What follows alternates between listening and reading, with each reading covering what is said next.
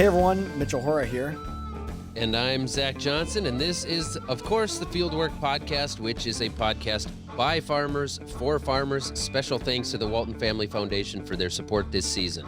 Zach, we're taking it even further south away from Canada today. We're leaving the Midwest and we're traveling to Southern Virginia. That's where John and Kara Boyd farm and where their families have farmed for generations. Yeah, and they are plugged into networks that our podcast hasn't really been able to tap into before. John is actually the president of the National Black Farmers Association, and Kara runs the American Indian Farmers Association. African American and Native farmers have faced a lot of discrimination from the USDA and from other government agencies. Their ranks have dwindled over the years, and today 98% of private farmland is owned by white farmers. We talked with the Boyds about a whole bunch of stuff, including what they're doing on their own farm to try to adopt regenerative principles.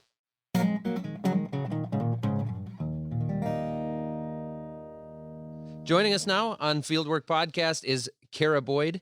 She is the co-founder and president of the Association of American Indian Farmers. Kara, can you give us a story of how you became a farmer and then from there, how you became an activist? Well, I guess I was born a farmer. I'm a member of the Lumbee tribe of North Carolina. And, being an indigenous person here in North America, I think we've always been growing and producing our food. I was in the fields oftentimes playing as a child as my grandparents, planted and harvested produce. Agriculture and farming was just, really a way of life. And I think that is a distinction when you begin to identify as an adult, as a farmer, that it's an occupation and a business. And so I would probably say I became more so of an active farmer when I married Dr. Boyd and became an integral part of Boyd Farms. So tell us more about the farm that you guys run today. What type of crops, and tell us a little bit more. Well, we have a diverse farm operation. We own and operate about 1,500 acres in Southside Virginia. Our largest tract of land is 1,000 acres. We have a cow-calf operation. We have row crop. We also have some organic vegetable production, and we also do foraging. And we also have timber. So, we're very active in agroforestry. Extremely diversified. And I understand you've got some regenerative practices that you use on the farm. Can you run us through some of what you're doing out there? Most definitely. With our cow-calf operation, one of the things that we're doing is we're introducing more perimeter fencing around the open cropland where we were just doing row crops. So we're doing cover crop, we do no-till planting, and we also look at our water runoff and conservation because we are on 2 miles of Lake Gaston, which is traditionally the Roanoke River. And so regenerative agriculture practices are very important to us because we want to build our soil health so that we can have, healthier crops and healthier people and hopefully pass on our farms to the next, generation. The work for the Association of American Indian Farmers is really unique in that our mission is to service all Native Americans, regardless of Indian status. And I know that for many of your listeners, that may be kind of new terminology, but you can almost equate it to apartheid. Native Americans are the only ethnic group within the United States that have to produce documentation to verify that they are who they say they are. So we have tribal enrollment cards. We have blood quantum cards.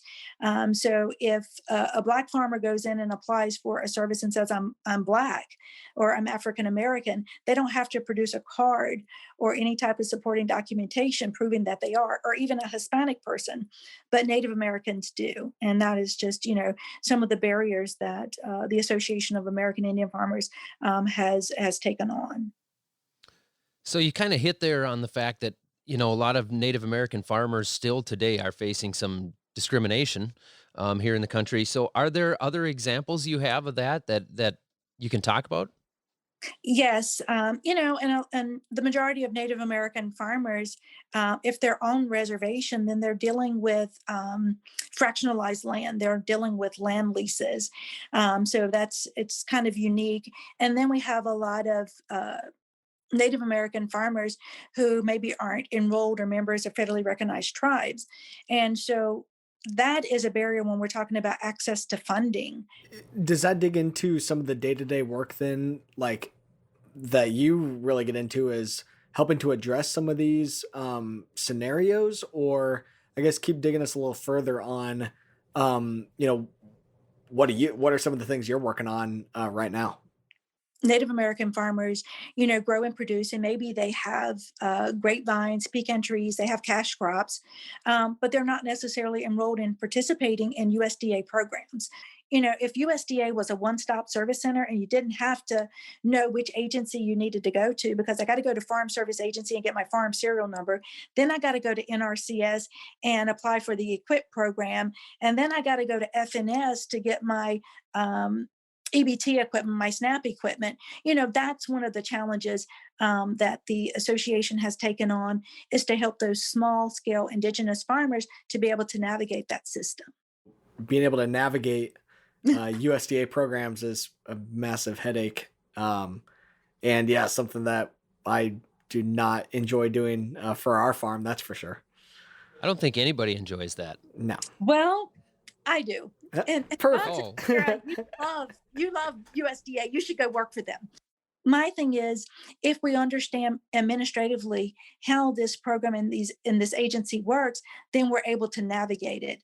And I'm a former Indian Health Service employee, and also Food and Drug Administration.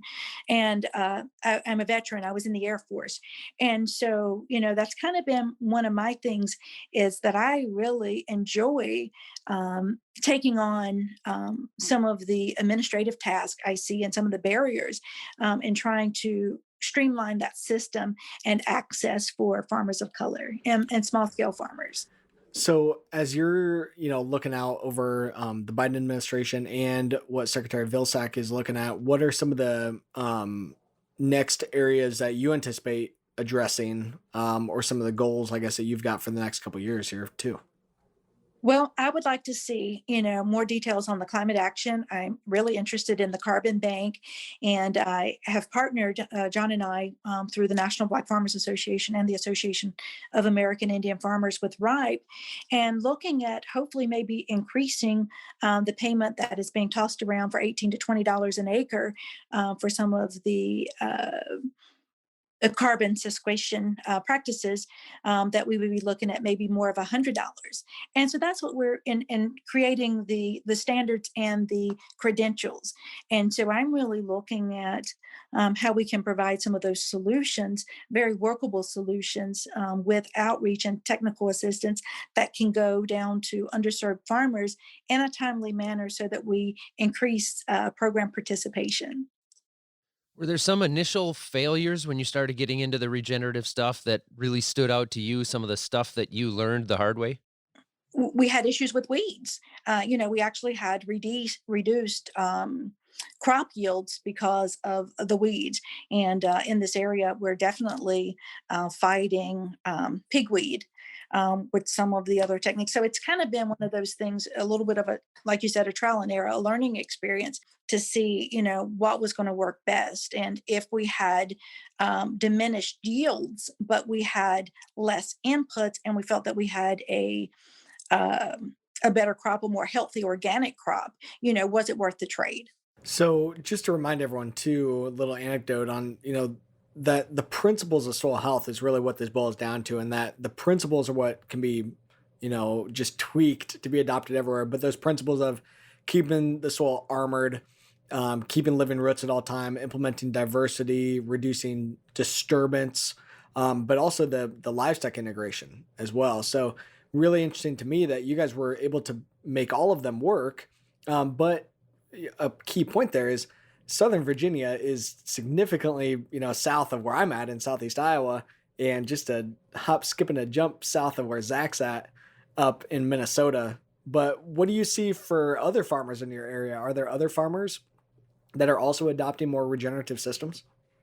Well, they are. And one of the things, you know, is the cost share reimbursement for the cover crops and working with NRCS and those payments.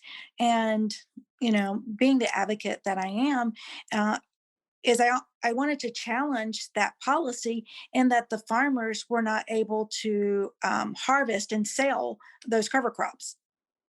They had to forage them or till them in. And so, would you have a three crop rotation system or a two?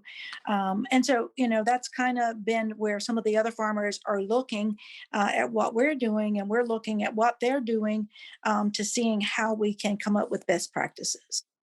Is there specific challenges right now, this time of year or this year specifically, that you guys are seeing? Has COVID affected your farm at all with some of the niche markets and the regenerative stuff that you're doing? Oh, definitely. Um, One of the initial challenges that we had was when the local livestock markets were closed. So we weren't able to go and sell off cattle. So that created challenges, with hay and how we were going to feed them, through the winter. Um, One of the other challenges is, we were late harvesting, and we're losing soybeans because we weren't able to get them harvested. But there again, Dr. Boyd says, well, these beans are, the best source of nitrogen. So we, aren't looking at it as a total loss, but that, it'll just go back into the soil. We're feeding Mother Earth. And so COVID-19 has definitely increased those challenges in going to the markets, being able to sell, but also with being able to have uh, demonstrations and other farmers coming to the farm and us working with them has been a challenge in implementing some of the practices or sharing some of the practices that we wanted to with other local farmers. So we've been challenged to have to go into the virtual world of sharing knowledge. So, do you think with having the Native American background and growing up as a farmer, do you feel like that sort of helped you branch off into the regenerative space? Is there stuff that comes from that makes you feel like, whether it's you feel like you want to go regenerative because of that history, or it ties you directly to it? Well, I think it really ties me directly to it because I look at regenerative agriculture as a set of practices and solution. And how do we work with nature instead of against it? How do we, move away from more artificial and, man made initiatives to kind of speed the process for some of nature's natural course. And so I'm also a part of a Native Organizers Alliance. And so working and looking across the country, especially like in uh, the Four Corners region. I have elders, that are on the Navajo reservation, part of Black Mesa, who have been heavily impacted with uranium mining in the Acoma Pueblo, where their wells are all arsenic water. How do you grow and produce food with arsenic water? How do we make sure that the things that are happening or have happened in other parts of the country, don't happen all over the world? And so I think from an indigenous perspective, saying that the actions that and things that we do being stewards and caretakers would have us to have better practices in place so that we can leave a healthier earth and a healthier, better soil health for the next 7 generations. Yeah, yeah. So Dr. Boyd's ready when you guys are. He is off his other call. And he's talking about he's hungry. That sounds good. So, You and me No, both, it's been John. so if you guys want to switch, you can do that right quick. well, Kara, it's been really great to talk to you, and really appreciate having you on here today. Super interesting conversation. Yeah, thank you, Kara. We got to talk with one half of Team Boyd.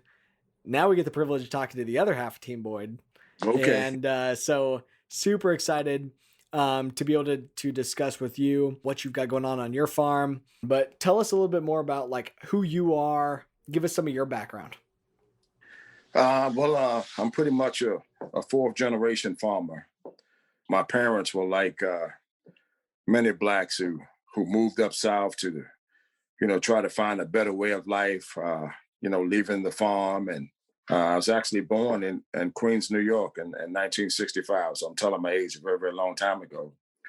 And my parents moved back to the farm, to my grandfather's farm, Thomas Boyd, in the late 70s, about 1978, 79. And so it was a big change for me as a young boy, young teenager. Although I was spending my summers in the country, I still like going back, living in the North and playing with all my friends and all of that.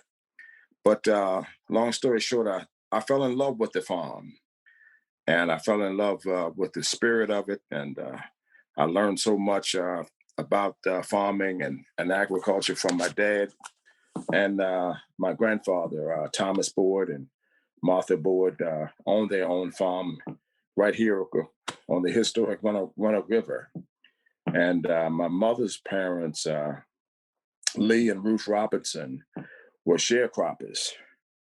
And my grandfather, Thomas Boyd, was born in 1894. So I knew someone who was born in 1894. So that's, my kids can't believe that, but it's true.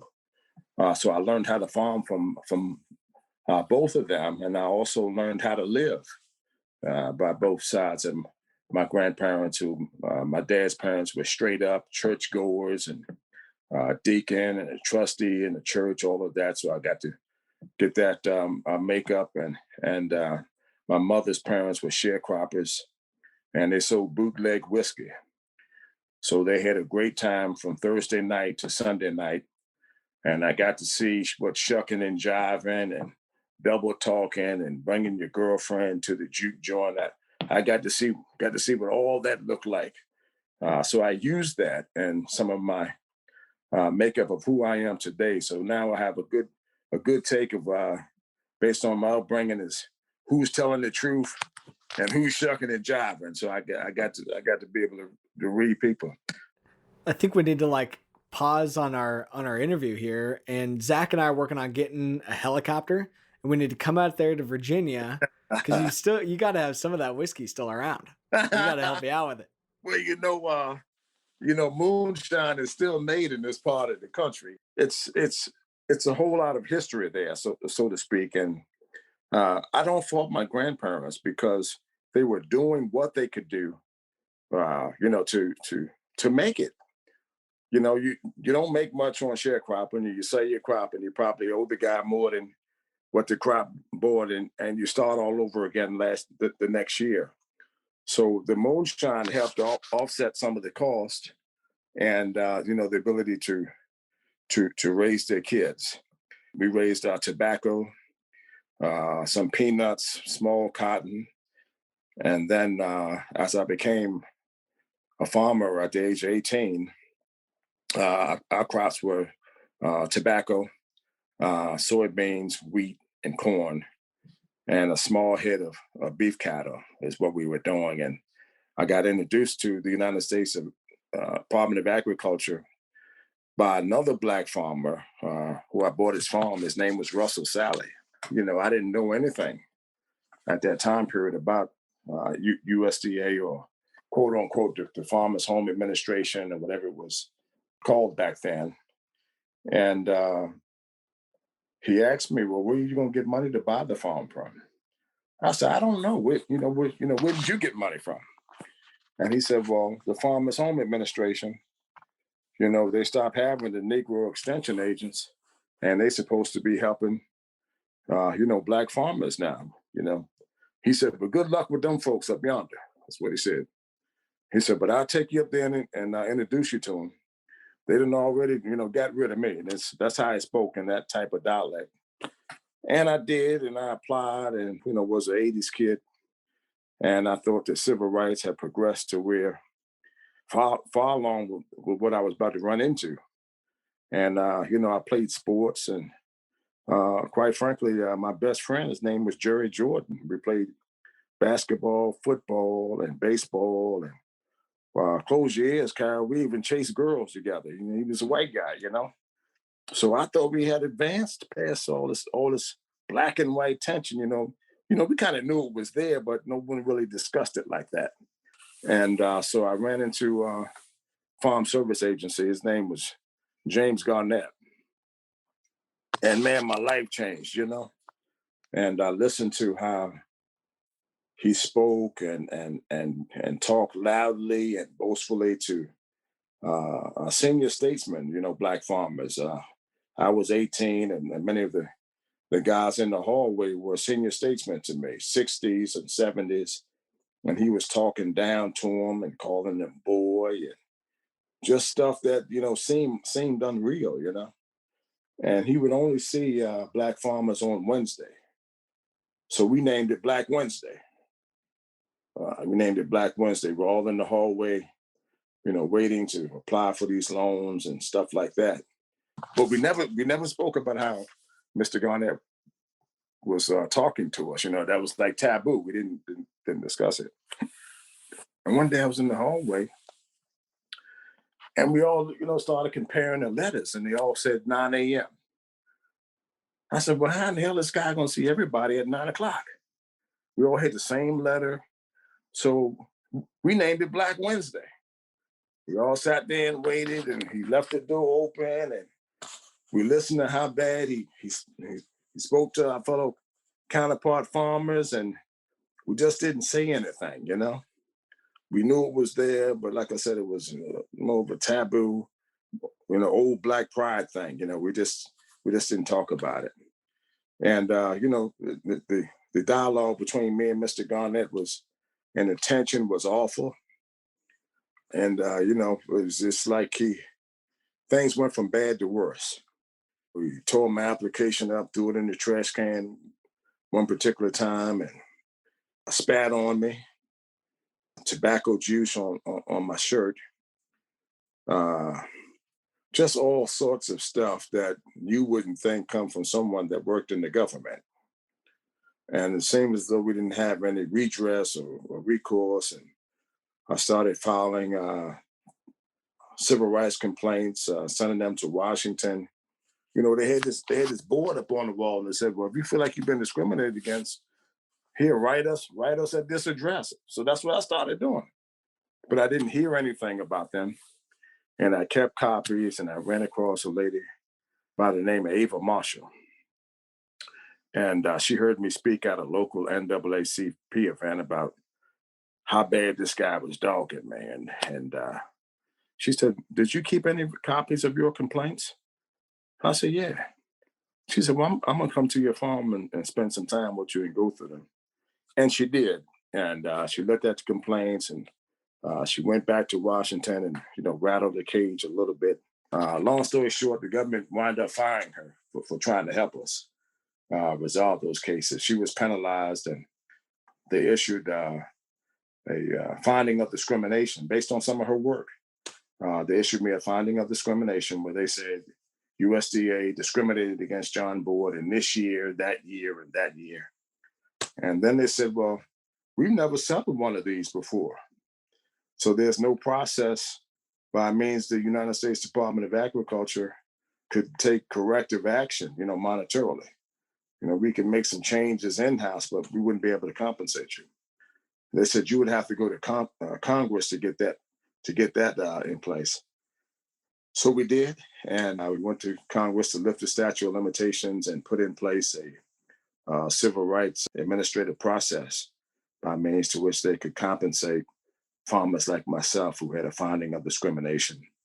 And my case became the first case to be settled at USDA, where I was able to get my land out of federal inventory, a little piece of happy change, and some sort of apology. We're going to take a short break and come back with John Boyd.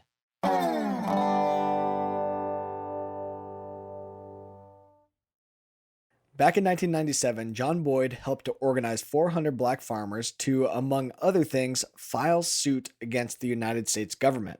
If you want to look it up, it's the Pigford case. It ended with a $2 billion settlement, the largest civil rights case in history. How has that changed, what's going on today and the issues that you're working on today now with the National Black Farmers Association?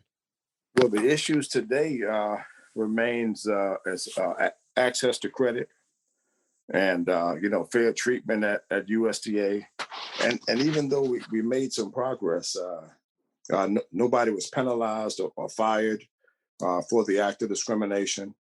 And Secretary Vilsack, he says, based on some conversations I've had with him and others, that he's changing and he's going to do things differently, and he's going to address the issues of black farmers and farmers of color, Native American farmers and women. he's gonna make these things a priority, and that's going to be remain to be seen. And I'm willing to give him a try and try to work with him to get these things done. So in those conversations with him, what are some of those things that you're discussing with him, or some of the priorities you really want him to tackle? I said he should appoint some people of color, that want to do the right thing, in his cabinet, undersecretaries and secretaries and deputies, because Vilsack's only one person. There's a person over Farm Service Agency. There's a person over Rural Development. There's a person over NRCS. These are many different targeted areas that have leadership. And I'm hopeful that they will appoint people who would see this issue as something that they would incorporate and try to fix. And I'll be honest with you, I don't care if it's a white person, I don't care what color you are, but if you go there and you're a secretary and a deputy or undersecretary, do the right thing, because time isn't on our side anymore. The numbers are dwindling for minority farmers, and we're not putting enough placeholders in place to fix it in time. I think there's a tad bit different between Sonny Perdue and Secretary Vilsack. One is picking up the phone and saying, "Hey, man, I want to try to get it right this time," and the other is telling me to go to hell straight on in the handbasket. So I'm going to give the guy a try who's picking up the phone and say, "Look, man, let's try to work this thing out." Communication is the key to fixing any problem. As long as the two parties aren't talking, there's never going to be resolve. So he wasn't my first pick, but I commend him for opening up the dialogue and picking up the phone and say, "Hey, man, how do we fix this? I want to make it better, and I want to work with the administration and to get to important issues like what Carol just, climate change, Yeah. that, all of those Yeah, things are because important." it seems like their priorities so far are going to be looking at carbon, at regenerative ag. What do what's some of your thoughts on that? If you're a large scale farmer and you want them to switch to regenerative agriculture, then there has to be some examples to do that, because you got some guys out there, man, farming 30,000 acres, and you're telling them, well, this all this other support, you're not going to get it anymore, man, but we're going to give you guys $15 an acre to switch over to this carbon initiative, climate initiative, and that's going to be a tough sale. And I'm not here touting my hat for any large scale farmer. I'm not against them. I believe you need big agriculture to help feed the world, and I understand that's important percentage. But you also need the little guy. You need the little guy too. He's the guy buying diesel fuel in his local town and some seeds and employing and a few employees in local rural America. We need those guys too. So I believe that making the right change where this program could be beneficial to large scale farmers, mid scale farmers, and small scale farmers.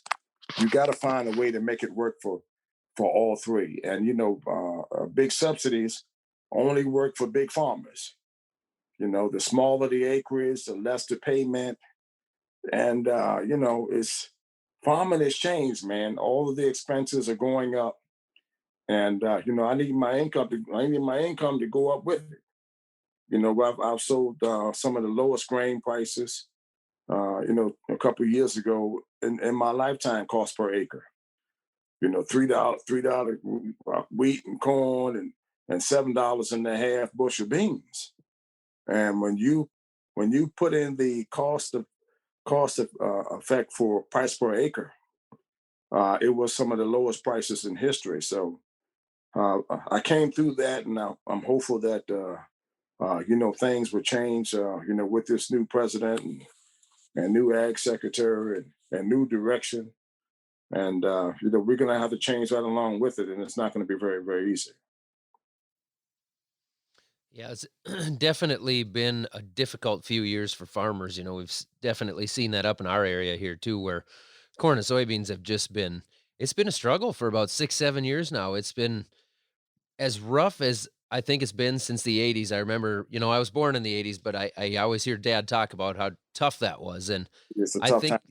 yeah, I think this is, as close to that as we've seen in my lifetime, and changes, at least on corn and soybeans, are changing a little bit now, or prices on them a Yeah. little bit now, so hopefully that'll continue a little bit. But what else are you doing on your farm to kinda work through that, and try to move towards the future? We talked with Kara a little bit about some of the regenerative practices that you're doing, and all the different stuff you guys have going on out there. Right. What are you Uh, looking at towards the future to diversify for that? well, one thing we're going to have to do is somehow cut our costs. The new machinery, you can't get it, and what you got, you got to patch it up and make it work.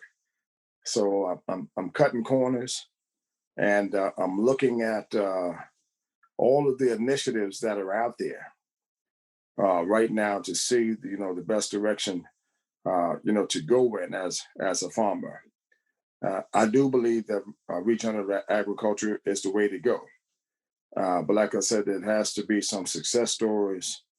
If I was able to bring my beef cattle in, was able to fence my whole farm in, and then after harvest, bring my beef cattle in to crop rotation there, and let them eat the vegetation. These are things that I want to do, but there's a process that we have to do to do that. Are you seeing a community around you that's taking a look at some of that too? Like other farmers in your area adding cover crops and some of the things that you guys are working on your farm? Yeah, yeah, and I see people in the area trying to adapt too. For example, I would say over the past 20 years, I've seen three major commodity, buyouts from the government: cotton buyout, peanut buyout, and tobacco buyout.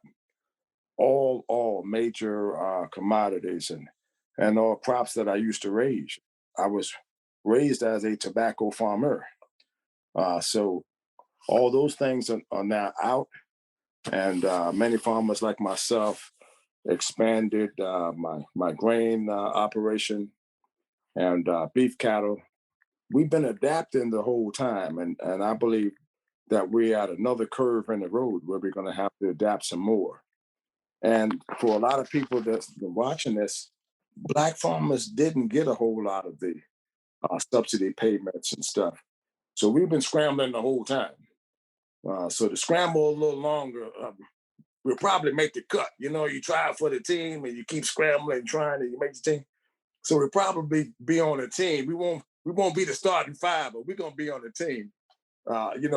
Surviving. And what Biden is coming in and doing is very sweeping change to agriculture. And you're asking a farmer who's 70 and higher to totally change, the way that you're doing business. And it's going to be a tough sale because farmers are very stubborn and independent. And we sometimes like to do things in a pattern and not make the appropriate changes. So this is one of those times in history that I believe that farmers are going to have to adapt and make the changes quickly and swiftly if they want to survive, because the three major commodity prices are up and down, and you're going to have to be able to survive and like I said, make the cut. Now in the year 2021 and 2020 last year, I planted corn in May, even some in the first week of June.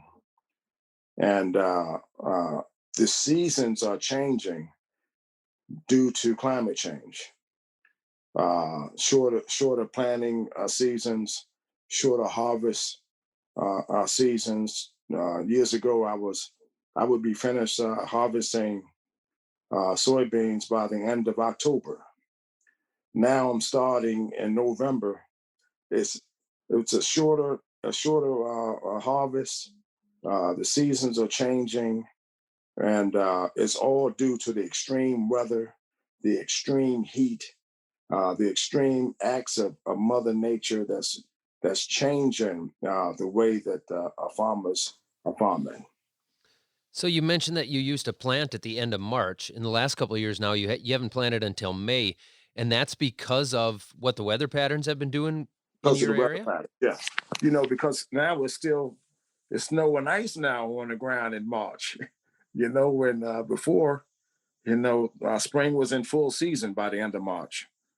And I used to harvest corn in mid-August. Now it's September, October, so there's a big change in the seasons as far as planting and harvesting, and a shorter period of time to plant and a shorter period of time to harvest, all due to the extreme weather. What are you seeing in terms of changing some of your other crops and stuff? So you used to really focus on tobacco. Now you guys got vegetables and all Yeah. kinds of stuff like that too. How did some of that start coming into the system? Well, I'm looking at doing things differently, diversifying my farming operation, cutting costs, looking at a more cost-effective way to do things, and using what it is that I have. For example, when I stopped tobacco farming, there's pretty much nothing you can do with tobacco harvesting and planting equipment and curing bonds other than raise tobacco in them. But I can use a disc harrow and a planter, still to plant corn, and a combine to harvest all three of the major commodities. So I didn't need any new equipment. I may have just expanded my particular acres. But for someone looking to get into farming, they would not have been able to do that. Or if I wasn't already planting those particular commodities, I would have had a more of a cost factor to go into another commodity. So that's what I'm doing different. I'm using what I got, making repairs on older machinery and tractors, and I'm doing that work myself. I'm running my own fencing. I'm repairing my own barns to do more multi-use from the barns and stuff that I have on the farm, and just using what it is that I have. So I'm keeping my costs down and trying to look at different ways to bring a new income to the bottom line and to the farm. So I'm thinking outside the box, and so I think that some of these initiatives that they're going to do congressionally and through federal aid, those things will help. But when it's all said and done, farmers are very proud people, and I would like to depend solely on the market for my crop. Whether it's a bushel of sweet potatoes or a bushel of beans or a bushel of wheat or a bushel of corn, I would like to get a fair price for that commodity that I produce. Yeah, no, totally agree. And being able to showcase, yeah, we got to continue to reduce that cost of production because a lot of other countries around the world, they can produce the same type of crops for super cheap. Well, I tell you, I'm glad you brought that up, man. Brazil, even places like Zimbabwe, where the soil is 2 foot deep, and mine here at some of my best land, I don't have but a foot of topsoil, and the best soil, and all of my acres put together, there's only some acres that I have a foot of topsoil.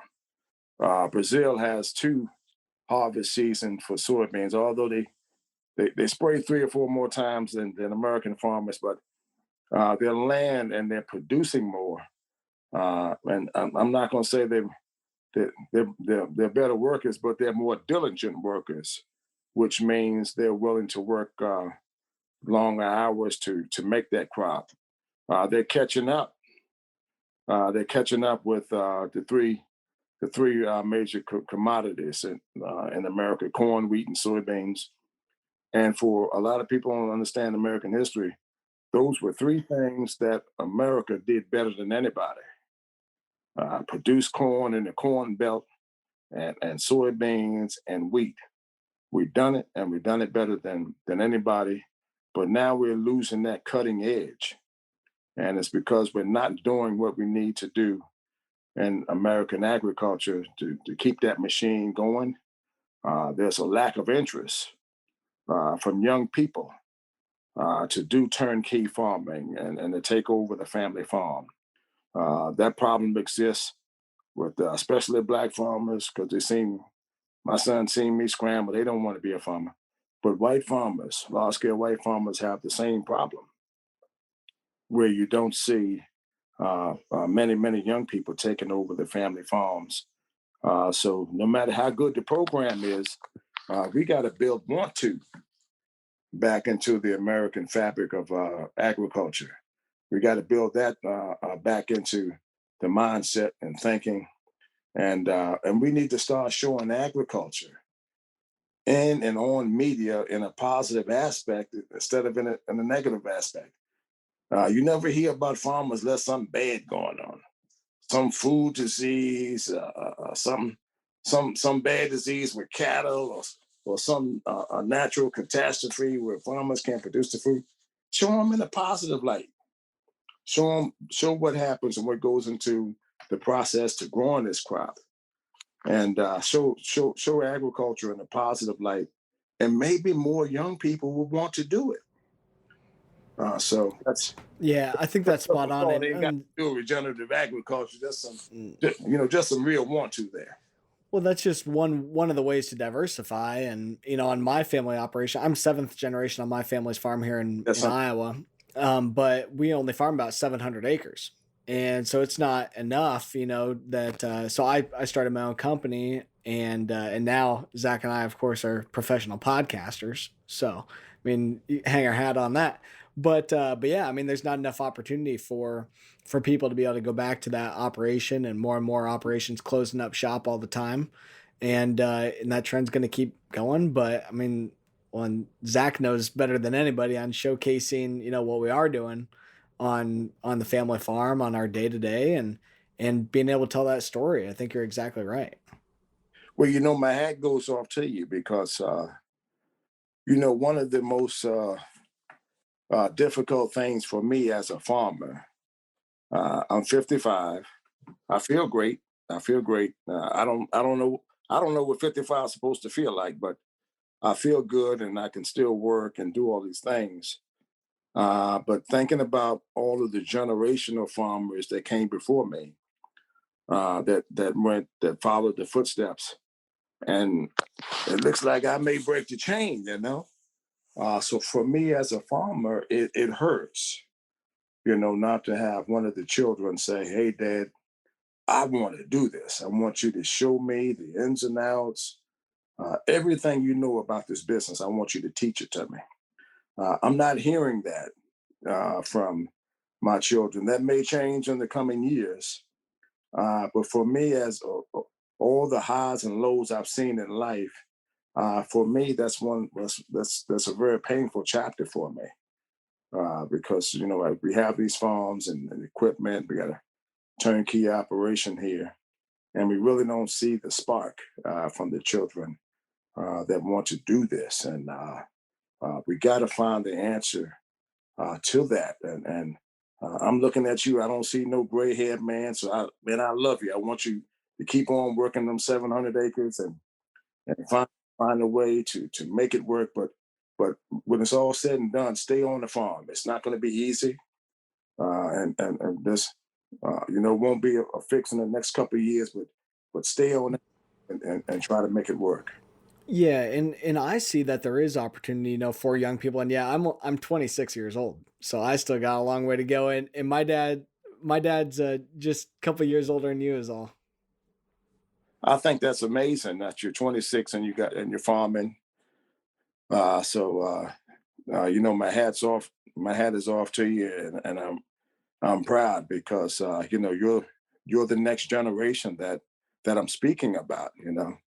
I have children your age, 26, and I just turned 29.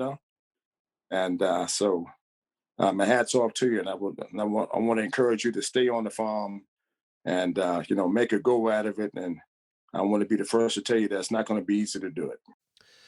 I couldn't agree more with you guys when you talk about how important it is to keep the young people coming back to the farm. Yes. It's so important to, like you said, get that positive voice out there and make farming. I always say we want to make farming cool. You know, we Well, you need know, the kids to look at it and say, "Hey, that's cool. That's what we need." my son said, "Well, Daddy, you need to find a way to make farming sexy." I said, "At my age, I don't need to make it sexy." I said, "You need to make it sexy." And you used another word. We got to find a way to make agriculture cool, and where the kids would say, "Hey, man, this is what I want to do." We have to make it interesting for them and make them enjoy the work. I think we have to find a way cohesively to get more young people to even take a look at the farm.